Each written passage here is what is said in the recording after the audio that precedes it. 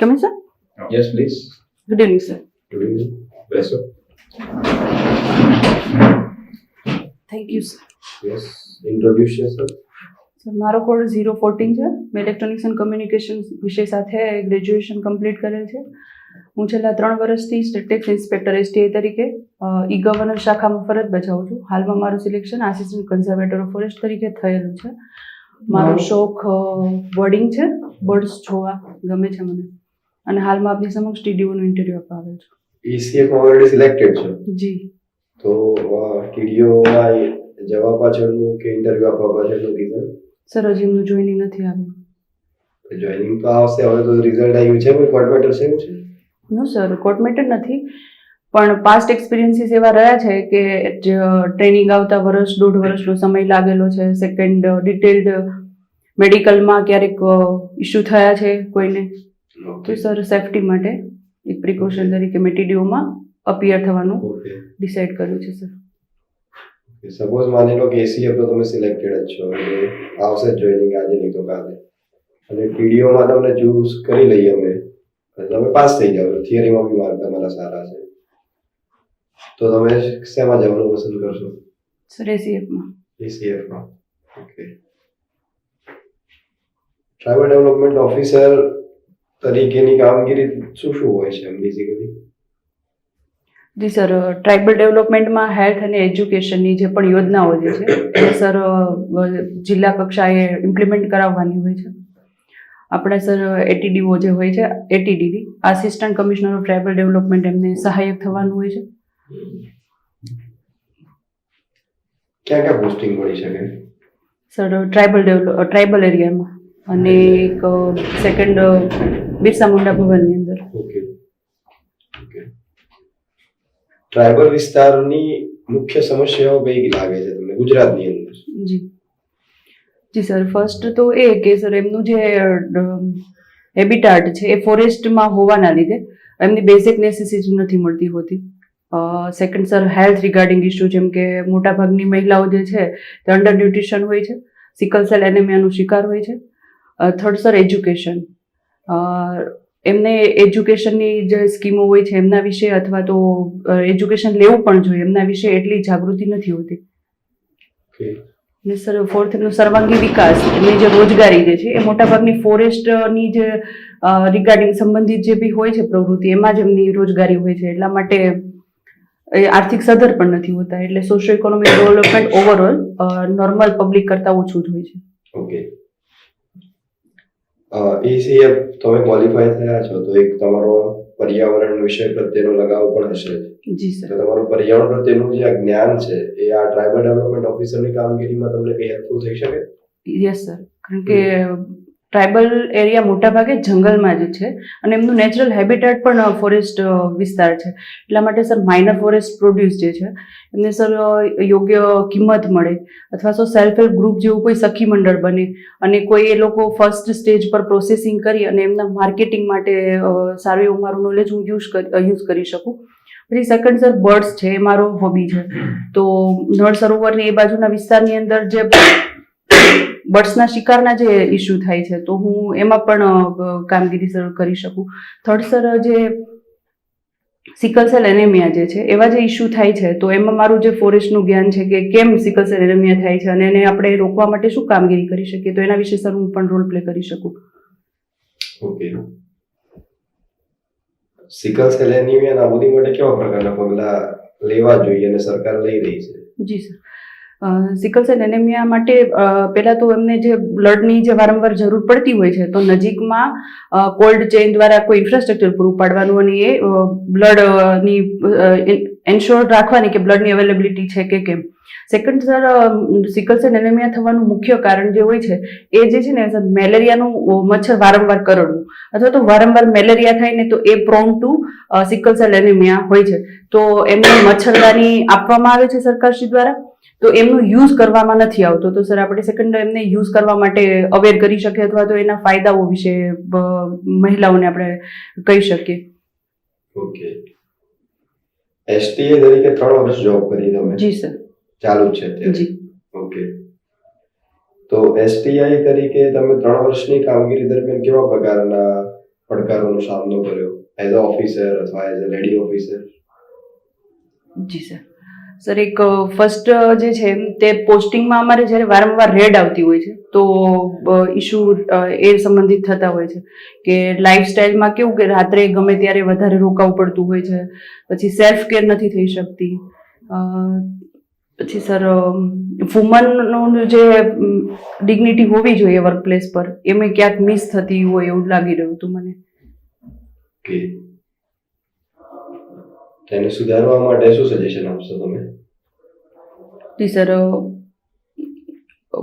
Sir એક જે 2013નો sexual harassment at work place નામનો કાયદો છે તેના દ્વારા એક કમિટી બનાવવાનું દરેક ઇન્સ્ટિટ્યુશનની અંદર પ્રાવધાન છે પણ નથી બનાવવામાં આવતી અથવા તો એની અવેરનેસ નથી પણ છોકરીઓને હોતી કે એ જે છે આપણો અધિકાર છે વર્ક પ્લેસ પર શાંતિ અને બધા સારી રીતે વર્તન કરે તો એ માટેનું જે કમિટીની એક અવેરનેસ વધારવી જોઈએ સર. સેકન્ડ, જેમ કે દરેક રેડમાંની અંદર મહિલાઓને લઈ જવામાં આવે છે તો એમને જે ત્યાં જરૂર પડતી હોય એ બધી વસ્તુ વિશે પણ યોગ્ય વ્યવસ્થા કરવી જોઈએ અને પછી આ વસ્તુ આપણે રેડમાં એમાં કરી શકાય. તો સર એ સુધારા. ઓકે સર, ઇલેક્ટ્રોનિક કોમ્યુનિકેશન કર્યા પછી સરકારી સેવામાં જોડાવાનું શું કારણ? જ્યારે ઇલેક્ટ્રોનિક્સ એન્ડ કમ્યુનિકેશન કર્યું હતું ત્યારે એટલી અવેર નહોતી અથવા તો આપણી એજ્યુકેશન સિસ્ટમમાં એક આ વસ્તુ હોય છે કે જ્યારે ડિસાઇડ કરવાનું હોય છે કેરિયર રિલેટેડ ઓપ્શન ત્યારે એટલી અવેરનેસ નથી હોતી એની ઇન્ફ્લુઅન્સની અંદર આપણે એન્જિનિયરિંગ કરી લઈએ છીએ અને આફ્ટર ધ એન્જિનિયરિંગ એટલું સારું પેકેજ ન મળતું હોય. ગવર્મેન્ટ એક્ઝામની તૈયારી કરવા વિશે હું ઇન્સ્પાયર્ડ થઈ અને પછી STA તરીકે સિલેક્ટ થઈ. તો એનું નોલેજ તમને ગવર્મેન્ટમાં કઈ મદદરૂપ થયું અથવા જી કઈ રીતે સર. થઈ શકે? સર મારું જ્યારે પોસ્ટિંગ થયું ત્યારે માનનીય IAS તોરવણે સર હતા એમણે એક સારું સજેશન સારું ઇનોવેશન ઇમ્પ્લિમેન્ટ કરેલું કે જેમનું જે ગ્રેજ્યુએશન હોય એમના બેઝ પર જ એમનું પોસ્ટિંગ કરવામાં આવે. તો મારું એજ્યુકેશન ઇલેક્ટ્રોનિક્સ એન્ડ કમ્યુનિકેશનમાં હોય મારું પોસ્ટિંગ પણ ગવર્નન્સ શાખામાં કરવામાં આવેલું કે જેથી હું મારા એજ્યુકેશનનો યુઝ ગવર્નન્સની નવી નવી ટેકનોલોજી લાવવામાં કરી શકું. તો GST જે ડિપાર્ટમેન્ટ છે એમાં ગવર્નન્સ કઈ રીતે મદદરૂપ થાય છે? જી સર, GSTમાં જે પણ નવો સોફ્ટવેર લાવવામાં આવે છે અથવા તો કોઈ અદ્યતન હાર્ડવેર લાવવામાં આવે છે તો એ ગવર્નન્સ શાખા થ્રુ જ લાવવામાં આવે છે સર. તો અત્યારે જે GST પોર્ટલ છે એમાં જે વેપારીઓને એમના રિટર્ન્સ ભરવામાં ઘણી બધી સમસ્યા આવી રહી છે, તો એનું શું કારણ, એનું સમાધાન શું હોવું જોઈએ? તો સમાધાન એ હોવું જોઈએ કે જે ડીલર્સ છે એ હેબિટાટ નથી ડિજિટલ ઇન્ડિયા માટે અથવા તો જે ઓનલાઈન GST જ્યારે 2017માં અમેન્ડમેન્ટ આવ્યો સુધારો આવ્યો ત્યારે એ આખું ડિજિટાઇઝ કરવામાં આવ્યું હતું એટલે હાઉ ટુ યુઝ ટેકનોલોજી એ ડીલર્સને ખબર જ નથી હોતી એટલા માટે ઇસ્યુ વધારે આવી રહ્યા છે. બાકી પોર્ટલ સારી રીતે કાર્યરત છે સર. GST લાવવાનું એક કારણ હતું કે આપણે ટેક્સ જે ઇનડાયરેક્ટ ટેક્સ સિસ્ટમ છે એને સિમ્પ્લિફાઈડ કરવાનું કારણ હતું પણ એમાં અત્યારે આપણે ઘણા બધા એમાં સ્લેબ છે અત્યારે. જી. તો તમને લાગે છે એને રેશનલાઇઝ કરવા જોઈએ? જી સર, અત્યારે કોઈ પણ શરૂઆત છે એટલી હાર્શ ન હોવી જોઈએ. જે પણ સ્ટાર્ટિંગમાં જે લાવવામાં આવ્યા સ્લેબ એ આપણા વેરાયટી ટાઈપ ઓફ જે કોમોડિટી હતી એને ધ્યાનમાં રાખીને લાવવામાં આવ્યા હતા અને અત્યારે જ્યારે યોગ્ય સમય આવશે ત્યારે એને રેશનલાઇઝ કરી અને 3 કે 4 એવી રીતે કરી શકાય પણ this is too early to decide કે સ્લેબ કેટલા હોવા જોઈએ. પછી જે ACF ની જોબ છે અને ટ્રાઇબલ ડેવલપમેન્ટ ઓફિસરની જોબ છે એમાં બંનેમાં શું સમાનતાઓ છે? સર 90% સમાનતા છે બંનેમાં કારણ કે બંનેનું પોસ્ટિંગ ફોરેસ્ટમાં જ આવે છે અને ફોરેસ્ટ મોટાભાગે ટ્રાઇબલ એરિયા છે એટલે સર ડીલ પણ એમના ફોરેસ્ટ રાઇટ એક્ટ રિલેટેડ કરવાની થાય, એમના રાઇટ્સ, સોશિયો ઇકોનોમિક ડેવલપમેન્ટ. તો તમે હમણાં વાત કરી કે એક મહિલા અધિકારી તરીકે અમુક ચેલેન્જીસ આવે છે મોડે સુધી રોકાવાના ને બધા, તો ટ્રાઇબલ ડેવલપમેન્ટ ઓફિસર તરીકે અને ACF તરીકે પણ તમારે એવા દુર્ગમ વિસ્તારમાં કામ કરવાનું થશે તો ત્યાં બની શકે કે ત્યાંના જે લોકો છે એટલા તમને સપોર્ટ ના કરે. જી. તો એ તમે કઈ રીતે સમસ્યા નિવારી શકશો? જી સર, મોડે સુધી રોકાવાનો ઇસ્યુ નથી સર, મોડે સુધી રોકાઈને જે વ્યવસ્થા નથી હોતી ઇસ્યુ ત્યાં છે સર ફર્સ્ટ.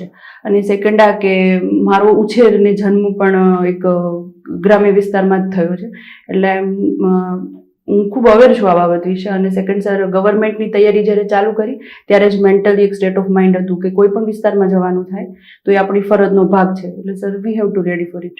એટલે તમને ત્યાંના જે લોકલ્સ છે એ તમને એક મહિલા અધિકારી તરીકે સ્વીકારતા નથી જી અને તમને એટલું જોઈએ એટલો સપોર્ટ નથી મળતો, જી તો એના માટે શું કરી શકો તમે? સર ફર્સ્ટ જે છે ને પોઈન્ટ ઓફ ઇન્ટરેક્શન એ મહિલા હોવું જોઈએ, કારણ કે મહિલા સાથે જો સારી રીતે કરવામાં આવે ઇન્ટરેક્શન તો આખું ફેમિલી એનાથી જાણ થતું હોય છે. સેકન્ડ સર, એમના જે પણ દુઃખદ ઘટનાઓ છે કે એમને ઇસ્યુ શું થઈ રહ્યા છે તો એમના નજીક જેટલા બની શકે એટલા આપણે જઈ અને ખુદ જ અનુભવવા જોઈએ અને પછી એને ઇમ્પ્લિમેન્ટ કરવાની કોશિશ કરવી જોઈએ, જેથી આ બધા જે એલિયનાઇઝેશન જે છે એ ઇસ્યુ ના આવે સર. ઇલેક્ટ્રોનિક્સ એન્ડ કમ્યુનિકેશન્સમાં તમે કર્યું છે. What do mean by communication? જી સર. સર ડાયરેક્ટલી કે ઇનડાયરેક્ટલી મેથડથી એક માણસને બીજા માણસ સુધી જે પહોંચવાનું માધ્યમ જે છે એને સર કમ્યુનિકેશન કહેવામાં આવે છે. કેટલા ટાઈપ્સના કમ્યુનિકેશન્સ છે? એન્યુમરેટ કરી શકો અલગ અલગ ટાઈપ્સ? ડાયરેક્ટ ને ઇનડાયરેક્ટ ઓવરઓલ લેમન લેંગ્વેજમાં આપણે એ રીતે કરી શકીએ. જેમ કે હું આપની સમક્ષ જે બેઠી છું એ ડાયરેક્ટ કમ્યુનિકેશન છે અને ફોનમાં મધર સાથે વાત કરું છું તો ઇનડાયરેક્ટલી મોબાઈલ થ્રુ કમ્યુનિકેશન છે. જે રીતે ઇનડાયરેક્ટમાં બીજા કોઈ માધ્યમ છે? જી સર. કયા છે? મેસેજનો માધ્યમ છે, વોઇસ કોલનો માધ્યમ છે, સેટેલાઇટ કમ્યુનિકેશનનું માધ્યમ છે સર. માસ મીડિયા છે? જી સર. ટ્રાઇબલ્સની અંદર આપણે જોઈએ તો ફાઇનાન્શિયલી બહુ વીકર કન્ડિશન્સમાં એ આવે છે. એવું કહેવાય છે ફાઇનાન્શિયલ ઇન્ક્લુઝન જેટલું અધર જગ્યાએ છે એટલું નથી એમ. એટલે ફાઇનાન્શિયલ ઇન્ક્લુઝન માટે એઝ તમે ત્યાં પોસ્ટેડ હશો તો શું તમારા ધ્યાનમાં છે સોલ્યુશન્સ ક્રિએટ કરી શકાય? જી સર. સર મેં આપને જેમ કહ્યું, ફોરેસ્ટ જે વિસ્તારની અંદર ટ્રાઇબલ વસવાટ ધરાવે છે એટલે એમની રોજગારી મોટા ભાગે ખેતીકીય હોય છે અથવા તો માઇનર ફોરેસ્ટ પ્રોડ્યુસ પર ડિપેન્ડેડ હોય છે.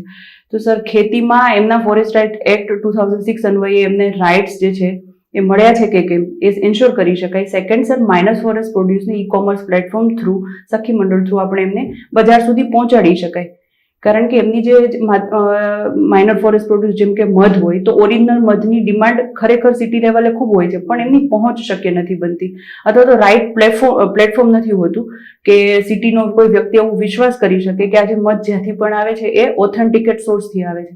સો એ વસ્તુ કરી એમને એમનું આર્થિક એમ્પાવરમેન્ટ કરી શકાય. એમાં કોઈ એવી સંસ્થા છે જે એની મદદ કરે છે? જી સર, ટ્રાઇફેડ છે. શું કામગીરી કરે છે ટ્રાઇફેડ? સર ટ્રાઇફેડ દ્વારા જે પીએમની માઇનર ફોરેસ્ટ પ્રોડ્યુસ છે, હેન્ડીક્રાફ્ટ છે, અલગ પ્રકારનું જે ખાદ્યાન્ન છે તો એમને વંધન યોજના અન્વયે બજાર પૂરી પડાવે છે સર. અને કોઈ પણ એવી શિબિર હોય કે કોન્ફરન્સ હોય અથવા તો એમના કોઈ હાટ મેળાવો થાય તો એના થ્રુ બજાર સુધી પહોંચ સુનિશ્ચિત કરાવે છે. ટ્રાઇબલ્સમાં એક બીજી વસ્તુ છે કે માઇગ્રેશન બહુ જોવા મળે છે. એ કેમ જોવા મળે છે? માઇગ્રેશનનું શું કારણો છે? સર હું નથી સમજી શકતી કે માઇગ્રેશન કઈ રીતે આપ કહો છો. માઇગ્રેશન જોવા મળે છે કે એમની રોજગારી માટે એના માટે એ લોકો ગામ છોડે છે, બીજી જગ્યાએ જઈને વસવાટ કરે છે, પછી જે પ્રસંગો વગેરે હોય તો એ લોકો પાછા જાય છે. પરંતુ માઇગ્રેશન મેઇનલી ઇકોનોમિકલ કેસ માટે કે એમ્પ્લોયમેન્ટ માટે એમને કરવા ઉપર એ મજબૂર છે કેમ કે ત્યાં એમના માટે એમ્પ્લોયમેન્ટ ઓપોર્ચ્યુનિટીઝ નથી. એને સોલ્યુશન્સ શું હોઈ શકે? એને નિવારવા માટે શું હોઈ શકે? સર લોકલ લેવલ પર જ એમ્પ્લોયમેન્ટ થાય ને એવી ઘણી બધી ઓપોર્ચ્યુનિટીઝ છે પણ એમના વિશે અવેર નથી હોતા. તો ટીડીઓ તરીકે એ જ વસ્તુ કરી શકાય કે ત્યાં લોકલ લેવલ પર કયા કયા ઇનિશિયેટિવ છે. જેમ કે સર લોકલ ફોર વોકલ એક કન્સેપ્ટ હતો કે દરેક જિલ્લામાંથી કમસે કમ એક વસ્તુને જીઆઈ ટેગ આપવાનો કે જેથી એમની એક યુનિક પ્રોડક્ટ છે કે યુનિક ખાદ્યાન્ન વસ્તુ કોઈ પણ છે તો એમને એક ઓળખ મળે અને એમનું પ્રોપર માર્કેટિંગ થઈ શકે અને સર બ્રાન્ડ બની શકે જે તે વિસ્તારની. એસટીઆઈ તરીકે તમે આટલા વર્ષ નોકરી કરી, એમાં કોઈ એક એવી કામગીરી અથવા એક સમયની કે જે તમારા ઉપલી અધિકારીથી તમારી બહુ સરાહના કરી હોય અને તમે બહુ સારી કામગીરી કરી હોય એવી કોઈ કામગીરી માટે? જી સર. ઈ ગવર્નન્સ જ્યારે ઇમ્પ્લિમેન્ટ કરવાનું હતું ત્યારે અમે લોકોએ વિધિન 2 months એને યુદ્ધના ધોરણે રાત્રે 2 વાગ્યા સુધી રોકાઈને કરેલું અને એટલે જ મારી ટ્રાન્સફર ના થઈ અને હું આટલા વર્ષો સુધી ગવર્નન્સ શાખાની અંદર છું. તે તમે ટ્રાન્સફર ના થાય એના માટે કામગીરી કરી કે પછી? નો સર, એટલે સરે એક્સક્લેમેશન આપ્યું કે તમારી કામગીરી જેટલી સારી છે કે આપ ઈ ગવર્નન્સ શાખામાં જ ફરજ નિભાવો. એકચ્યુઅલમાં તમે એસટીઆઈમાં મોસ્ટલી ઓફિસ લેવલની જ કામગીરી કરી છે. જી સર. અને હવે તમારે આની અંદર ફિલ્ડ લેવલે પણ ટ્રાઇબલ એરિયાઝની અંદર કરવાની થશે તો એને તમે કઈ રીતે જુઓ છો?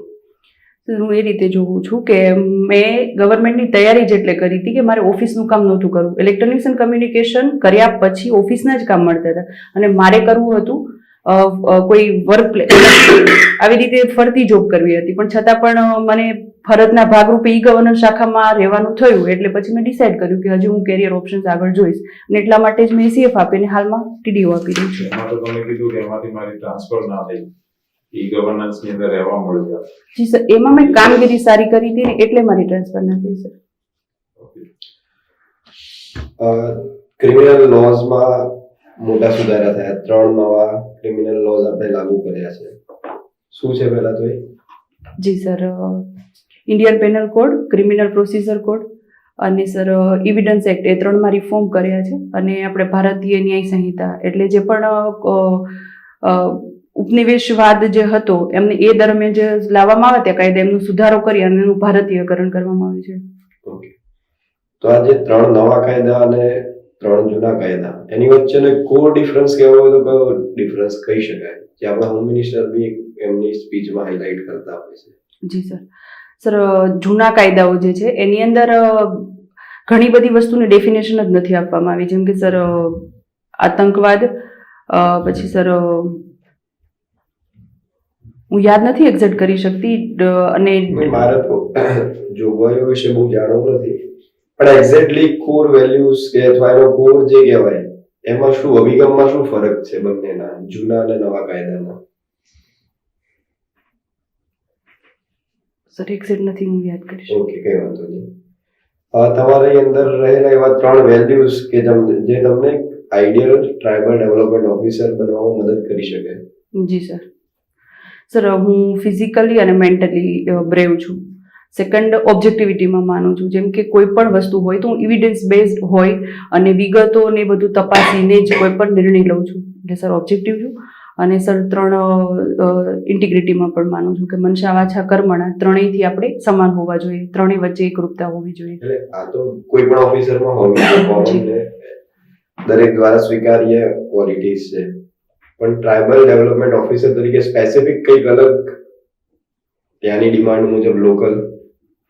સર જી, હું સેન્સિટિવ અને ઇમોશનલ છું કે હું એકદમ સમાનુભૂતિથી વિચારી શકું છું. જેમ કે કોઈ વુમનનો પ્રોબ્લેમ છે કે બાળકનો પ્રોબ્લેમ છે કે ટ્રાઇબલ એરિયાનો પ્રોબ્લેમ છે તો હું એમની જગ્યાએ મારી જાતને રાખી અને સમાનુભૂતિથી વિચારી શકું છું કે એક્ઝેક્ટલી એ કઈ પ્રકારની પ્રોબ્લેમથી ફેસ કરી રહ્યા છે, જેથી હું એમનું યોગ્ય નિરાકરણ લાવવા કોઈ એફર્ટ આપી શકું સર. ઓકે, તો આ સમાનુભૂતિ અને કરુણા જી અને એક છે સહાનુભૂતિ, આ ત્રણેય શબ્દોને કેવી રીતે આપણે ડિફરન્શિએટ કરી શકીએ ઉદાહરણ દ્વારા? ઓકે સર, સહાનુભૂતિ જેમ કે સર એક્ઝામ્પલ આપું કે આપ શિયાળામાં કોઈ વ્યક્તિને સ્વેટર વગર મતલબ ઠરતા જોયું હોય તો આપણે ક્યારેક એમના માટે ખાલી થોડીક ભાવના થવી કે આ માણસ હેરાન થઈ રહ્યો છે ઠંડીથી, એને કહેવાય સહાનુભૂતિ. સમાનુભૂતિ કે ક્યારેક ભૂતકાળમાં પણ આપણી સાથે આવી ઘટના ઘટી હોય, જેમ કે કચ્છના કોઈ વિસ્તારમાં હું ઠંડીમાં હોઉં અને મારી પાસે સ્વેટર જ ના હોય તો એ વ્યક્તિને જ્યારે જોઉં ત્યારે મને ઇન્સિડન્ટ યાદ આવે એટલે હું એકદમ કોરિલેટ કરી શકું બંને ઘટનાને, તો એ થઈ સમાનુભૂતિ.